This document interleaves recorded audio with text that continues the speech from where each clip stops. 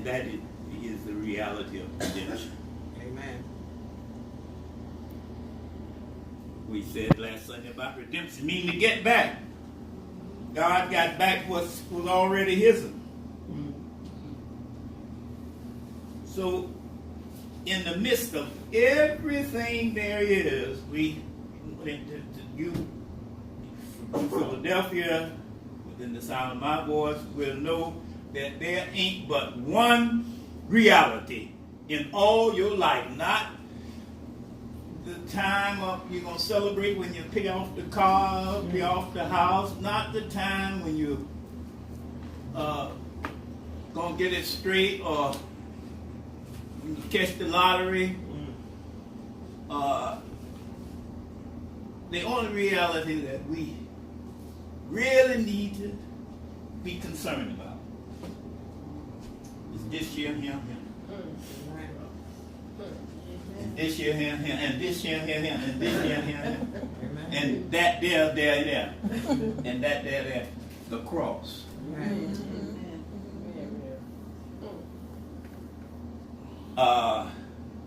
In Bible study, I go to community Bible study too, and that's he's a white pastor.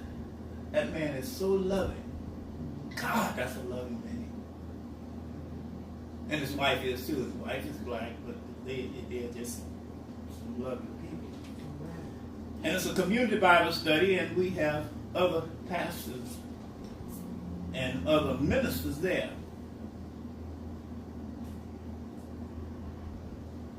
And one minister, he had on this cross, which is almost as big as his head. But he had this big cross on, and he was sharing with us in the group about this. He'd gone to a Passover,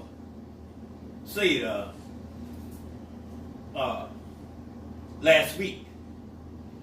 Passover began last Friday. We had Good Friday. It started. But anyway, he said, the man said, the rabbi thanked him for coming, and he and the rabbi, they're on the same faith thing together. And he said the rabbi invited him to come next year. But next year, don't wear your cross. Leave your, oh my God, leave your cross at home. And he was very upset about that, and it got the others there in the group upset about it. And I said, I wasn't gonna say nothing.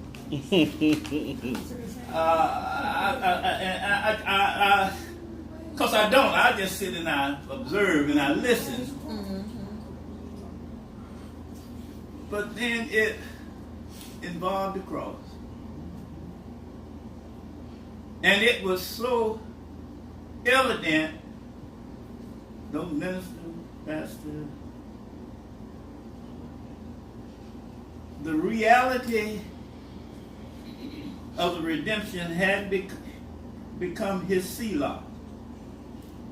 It had not sank in. What the cross is all about, and what I said, that we must understand that the Bible is a Jewish book. That God chose the Jews to be his nation that he would use to get back his'n from the devil. You with me? In other words, he was going to redeem what was his already, but he was going to get it back because it wasn't his fault that he had to redeem. It was their fault. Our fault. And so one reason the Jews are so hated today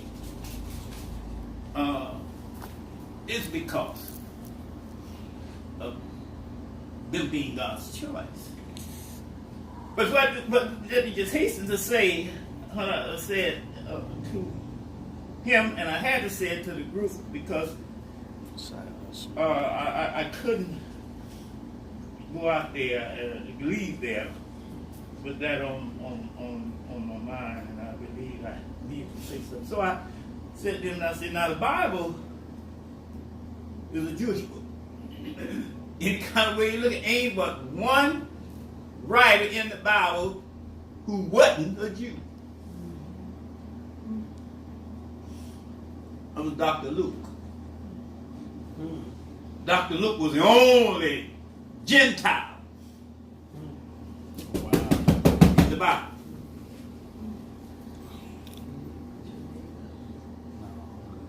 And also understand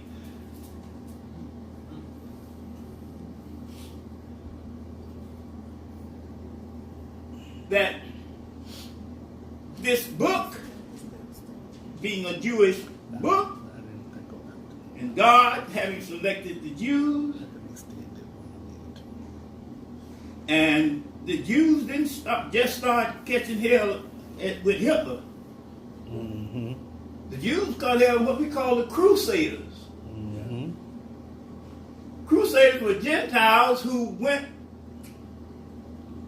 killed Jews, mm-hmm. called them the Jesus killers. Mm-hmm. And they killed a number of Jews. And when a Jewish husband, a Jewish father, found out that the Crusaders were coming, he would go and sharpen up all his knives, and then he would come back and kill his own family because the Crusaders would destroy, mm-hmm. would rape his daughters, wives, would skin the children, would bury some of them alive, and would lock them up and put the house on fire. Mm-hmm. Wow. So when they heard the Crusaders were coming, he wanted to save his family. And guess what Crusaders mean? And this is what I said to the preacher. Cross bearer. These Crusaders justified what they were doing to Jews because they were bearing the cross. The Crusaders, not the Jews weren't with it. Mm-hmm. The Crusaders were bearing the cross. Mm-hmm. The Jews with me. Mm-hmm. Wow. And understand that Rome, Jesus wasn't the only one that was crucified. He was not the only Jew that was crucified. There were 20,000 Jews crucified, hung on a cross by the Romans. But didn't one of them get up? That was Jesus. But now think about this, and I'm going to leave it here.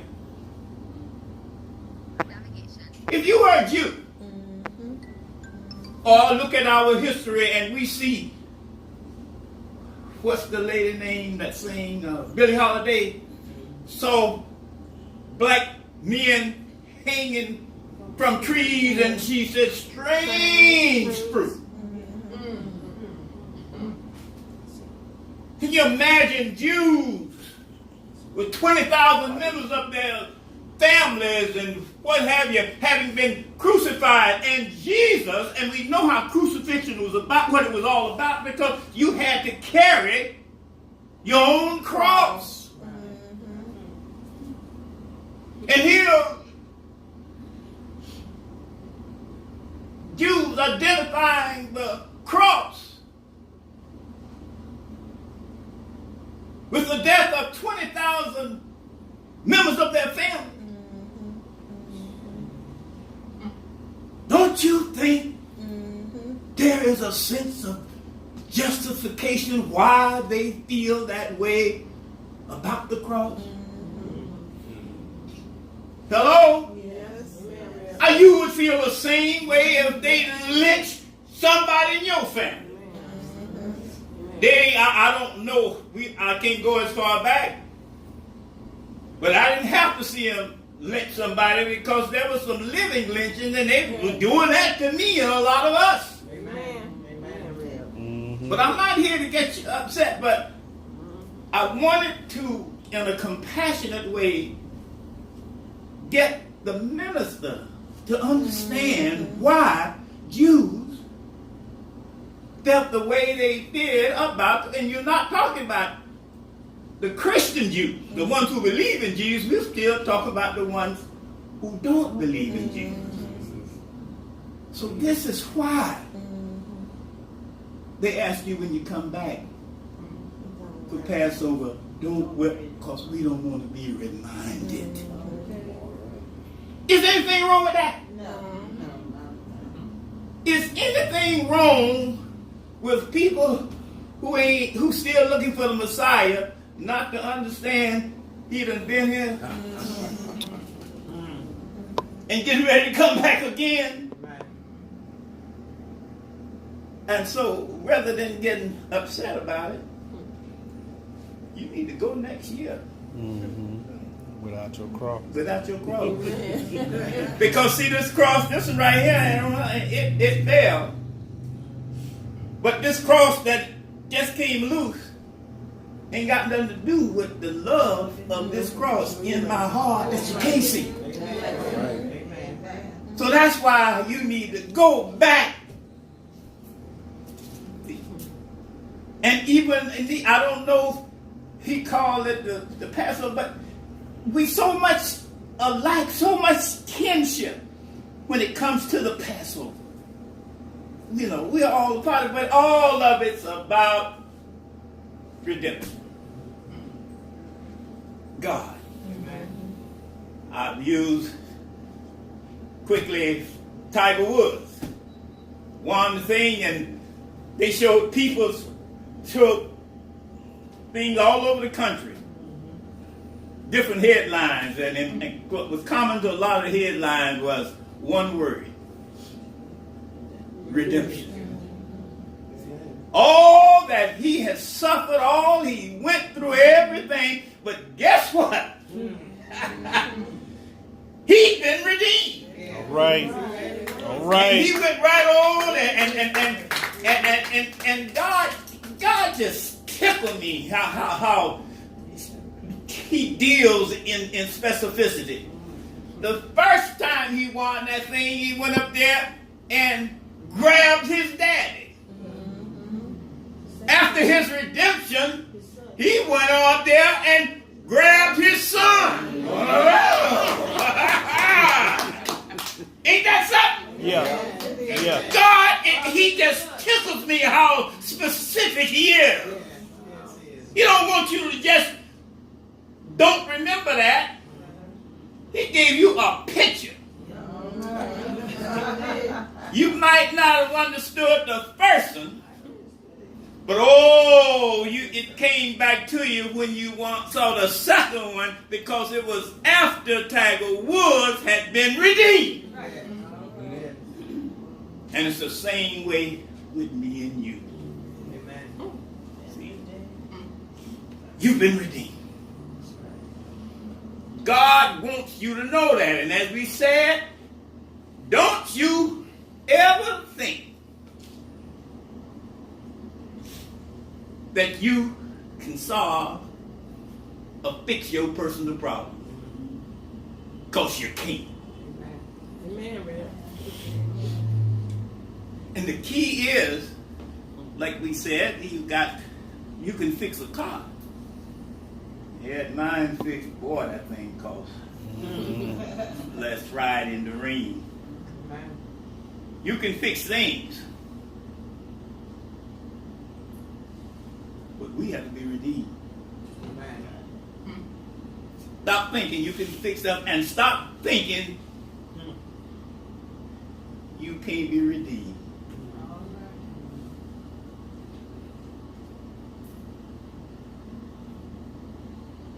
And so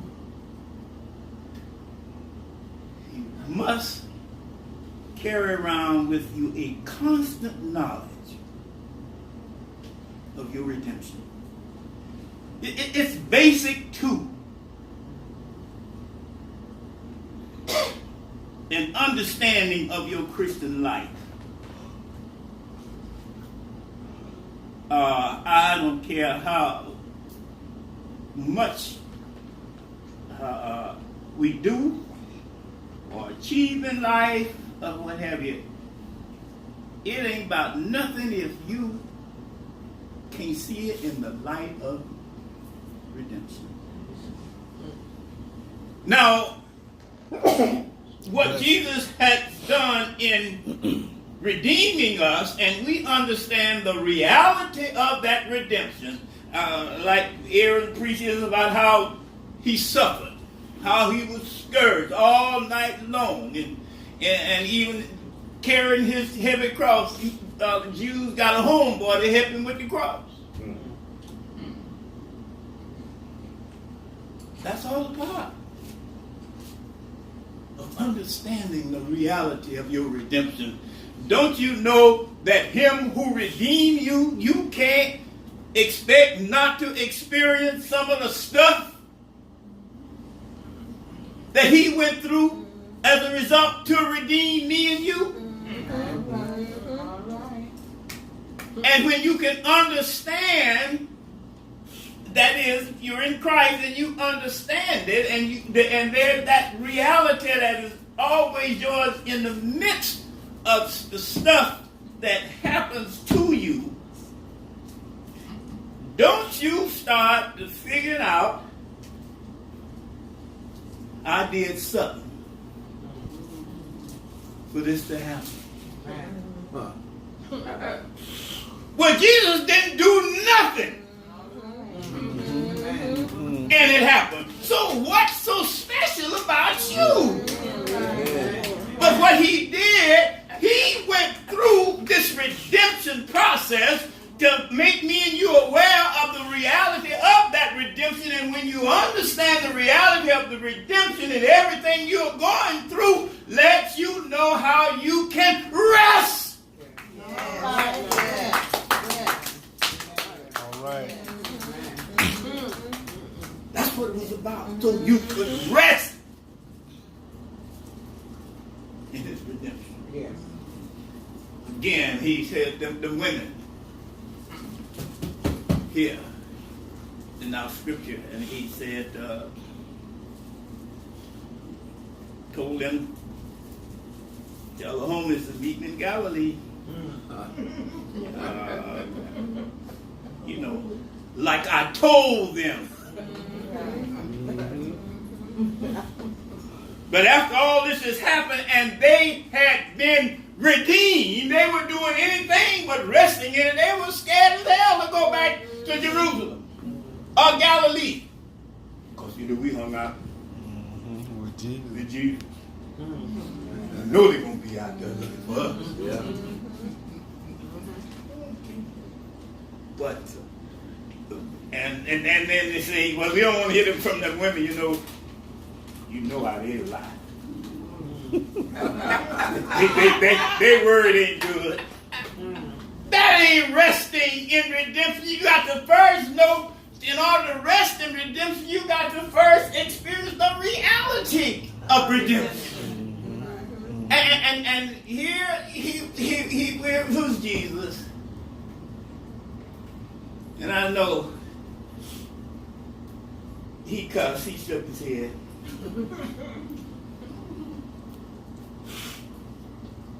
And he had told them while he was living,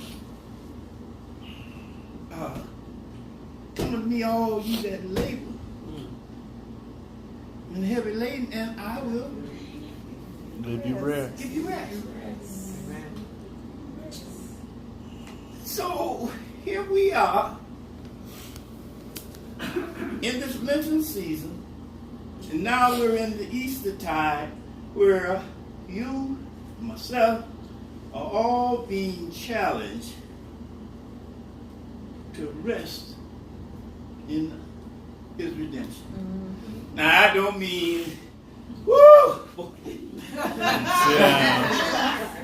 I ain't got to do nothing. Wait now. Read the paper and I can get the number. Come on, Jesus. Oh, all right, yeah. Jesus, take the wheel. God, you redeemed me. Now come on and clean me and bless me. And Jesus said, I ain't seen that kind of rest. But it's resting and knowing that in Genesis, when he gave, in Genesis 3, starting with 12, but when he gave the first gospel message of redemption, when he told the serpent that you can only bite its heel, but he gonna bash your head.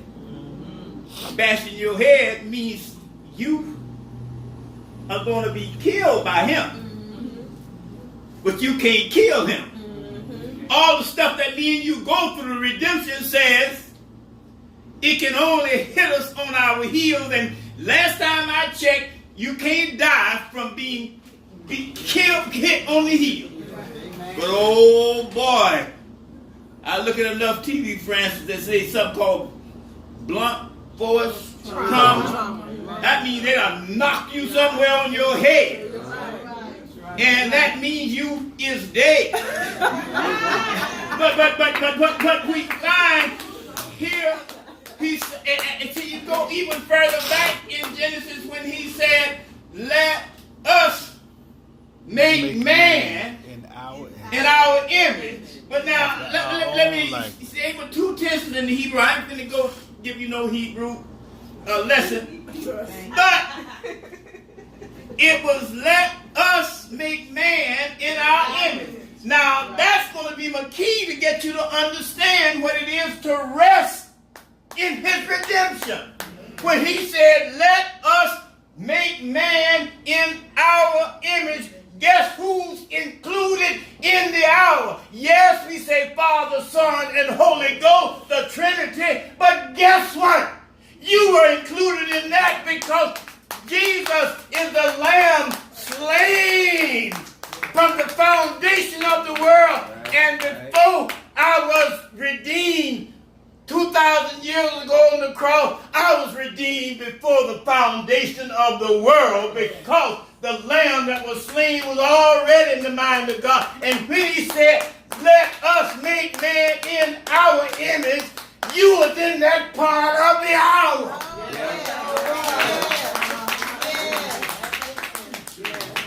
Don't hurt yourself now. Rest. Don't hurt yourself now. In the knowledge of the fact that you. All right. When you open the Bible, God's talking about you. Yes, Lord. Don't you hold nothing against yourself. Don't you.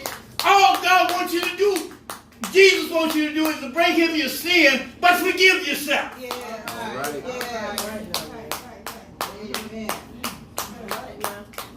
See, if the pastor had forgiven himself and understood the nature of redemption and resting in it, he would have been glad To take that and cross could understand and could take it. Mm-hmm. So, I have 3 scriptures right quick that speaks to the resurrection and resting in God's redemption. And the first is the first verse of Psalm 21. The Lord is my light and my salvation. Whom should I fear? The Lord is the stronghold of my life. Of whom should I be afraid? The Lord is my what? Light and my salvation. Now, what did I say about let us make man? What does the us include? Us. Say it loud. Me. Us. Me. You say it loud. I'm black and I'm brown. You say it loud. And now you take that us. Me. Take it here where he said, the Lord is my light and my salvation. Whom shall I fear? Okay, you understand you in the us. But what did he say? And the Lord said, let be said. The Lord said, and that's all in the beginning of the Bible, ain't it? And we done looked at let us, meaning me and you are part of the us. In the Hebrew, when he said, let there be light, in the Hebrew there is that, it's the past in transitive verb, not transitive, that says, me be light. That's what God is saying. That's what he didn't say. Son, come forth. He wasn't talking about the son. He was talking about who he is. The God that we were made in his image is the same God who says, me be light. So don't you know that the light of God is a part of us? And you got to understand. This is why you ought to be resting in his redemption. Now, in Ezekiel 37,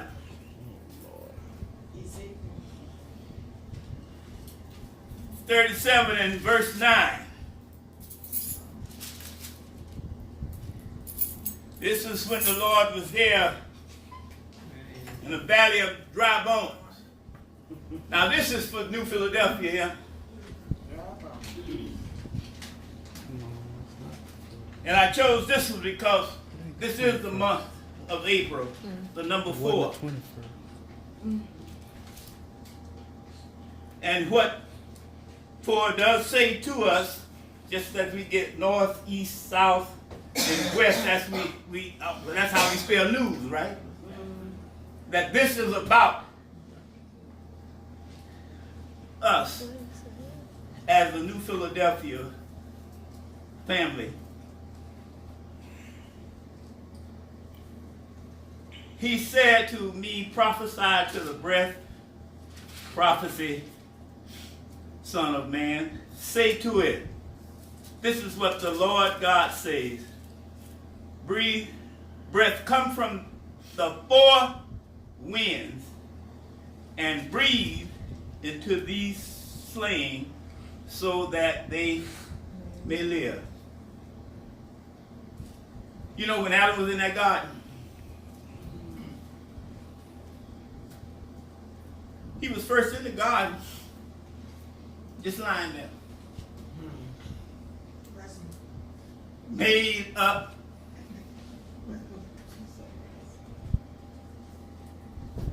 He hadn't been embalmed because he wasn't dead. In the garden, while he was there, what was he doing, Wanda? He rested. He was resting. Is you was with me? Yes, I'm with you. But then God breathed. He didn't say, Adam, wake up, wake up. Right. He breathed in him. Amen. Yes. The breath of life, and Adam became a living soul. Don't you know your soul ain't yours? That's right. Aretha Franklin is the godmother of soul simply because God allowed her to take on the name of mother of soul because she was aware of her redemption, and in that reality she was resting. And then how the old black preacher used to say, here were these bones. Resting. All them bones out there just and he asked the people, a church as small as New Philadelphia, can they build something like that? Yes, they can.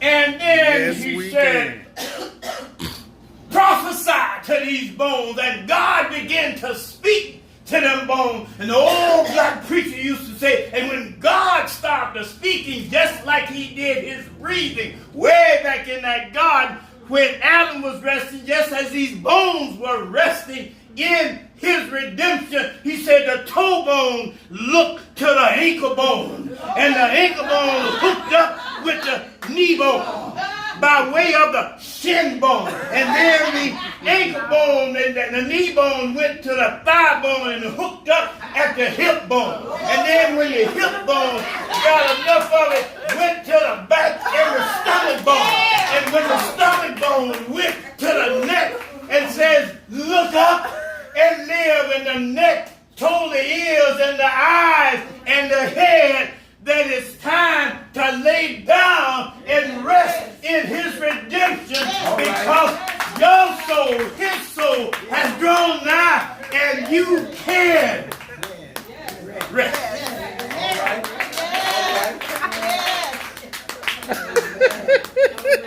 All right. All right. And the last thing for us, All Romans right. 12.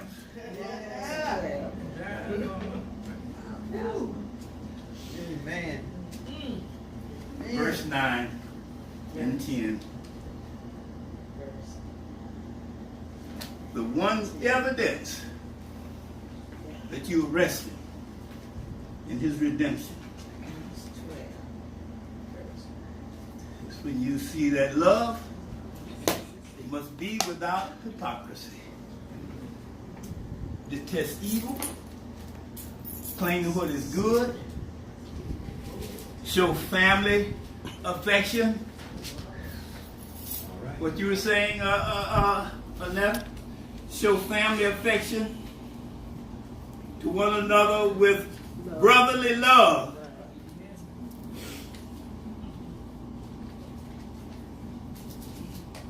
And outdo one another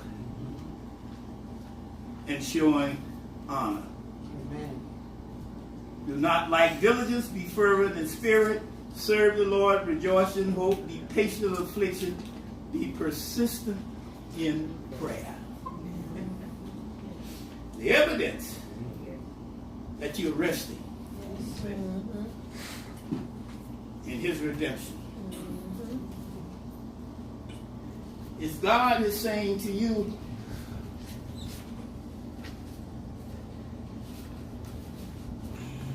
don't think so little of yourself because of all the things that you've done that you had to be redeemed from, because you have been redeemed.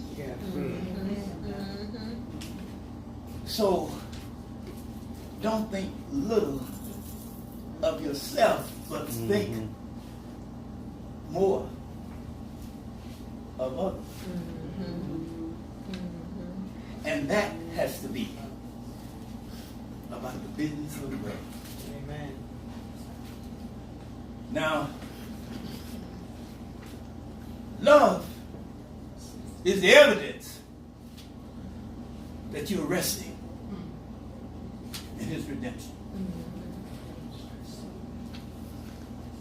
So I want you to go home today as we live this Easter tide, and get you a box, an empty box. And I want you to fill it spiritually.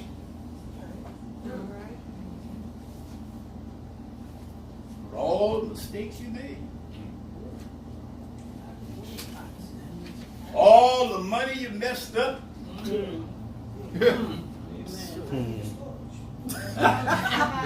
All the chances you had that you didn't take advantage of. All the times when you say, All right. I should have followed my own mind. I shouldn't have listened to that old crazy so and so and so. All right. They call pause. Take everything that you can think of and put it in your spiritual box. And understand that it's you.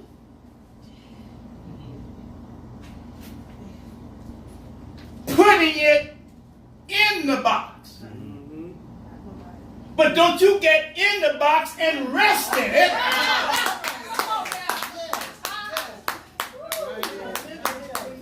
Because God, in your redemption, wants you to know that I've kept you out of the box so you can put stuff into the box. And when you put it into the box, give it to me. Let the box rest. And let the box rest wherever you put it, but you rest in me.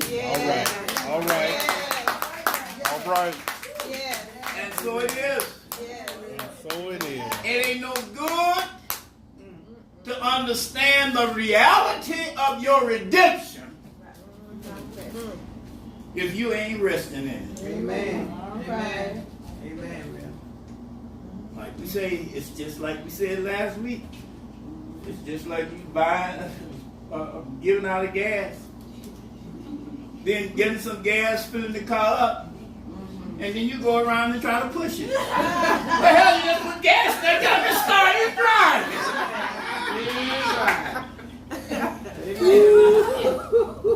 Same difference. Amen. Yeah. And lastly, when you understand that, then you can come to realize. We use the expression thinking outside the box.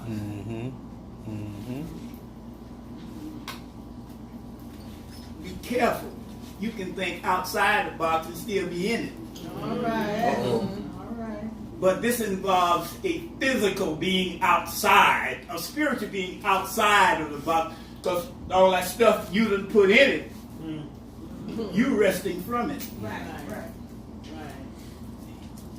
And so, with good God, understand that you have been redeemed. You have been redeemed. Don't you let nobody make you feel that you ain't been redeemed. And the evidence of it is you resting in it. And don't allow obedience to make you think you ain't been redeemed. Amen. Amen. Amen. Now, I always say the best for last. Come on, great grandson. They got it set up.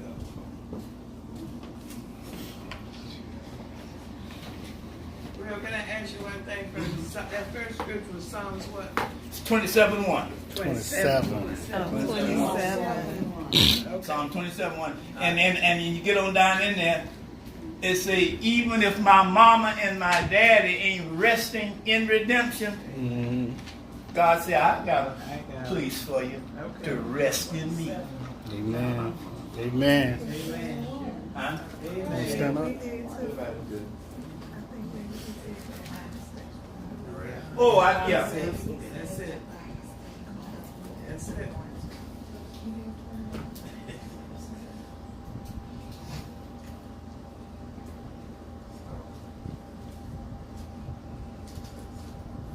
Make sure we can all hear you now. Okay. So our mom want me to say something first. So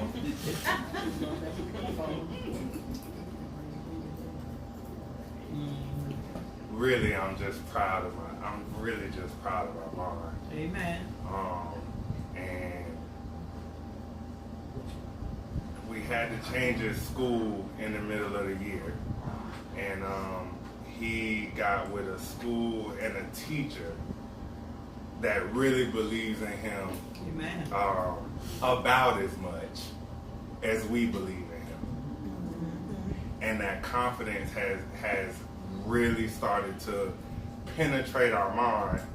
And when he first got to this school, he wasn't reading well, but he was working on it. But this teacher has really just pressed on him that he can do it, and he does do it. And he couldn't wait to get to St. Pete so he could read to his granddad or his G-dad, and then he read to his big G-dad and big Nans yesterday. Amen. And I went in the kitchen and he said, "Daddy, can I read the book at church?" Yeah. And I said, "Armand, you want to read the book at church?" And he said, "Yeah." I said, "Well, go ask Big G Dad." And he said, "Well, Daddy, is he the boss?"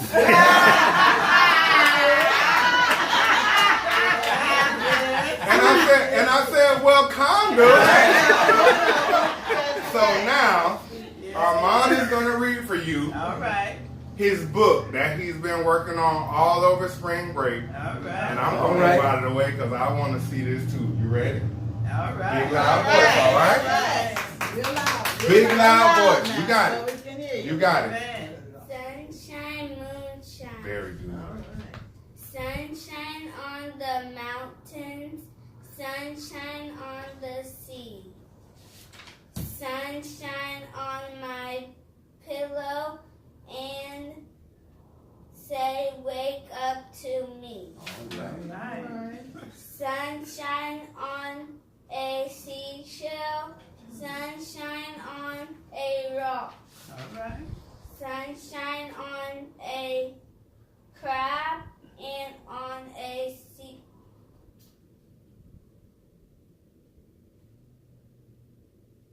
Sound it out. Coal Very Very good. good. All right. and on a box.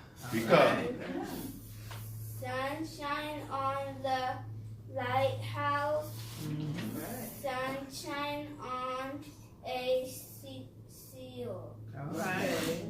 Sunshine as it sinks into the ocean like a well. Moonshine as it rises.